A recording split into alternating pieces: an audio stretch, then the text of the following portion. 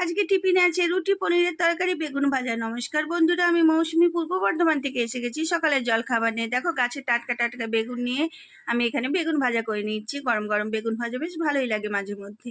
শীতকালের বেগুন তো খুবই মিষ্টি হয়। তো বেগুনগুলো আমি এখানে আমাদের 3 জন আছে যেহেতু 6 পিস বেগুন নিয়ে নিয়েছি। তো প্রথমে তিনটে, যেহেতু কড়াইটা ছোট তার জন্য তিনটে দিয়েছি, পরে তিনটে দেবো। তো বেগুনগুলো বেশ খরা খরা লাল লাল করে ভাজা হয়ে গেল।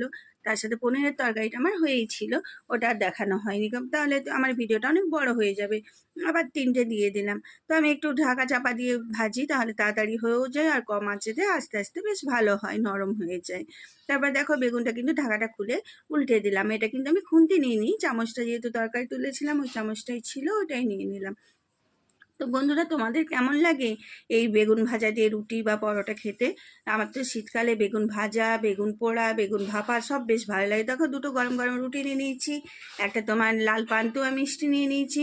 আমার মিষ্টি না হলে রুটি ভাল লাগে না, ওই জন্য নিলাম 2 পিস বেগুন ভাজা আর পনিরের তরকারি। এটাই ছিল আজকে সকালে জলখাবার। কেমন লাগলো জানিও, ভালো লাগলে লাইক কমেন্ট করে পাশে থেকো। পুরোটা দেখেছো, অনেক অনেক ধন্যবাদ। এখন আসছি, পরে দেখা হবে।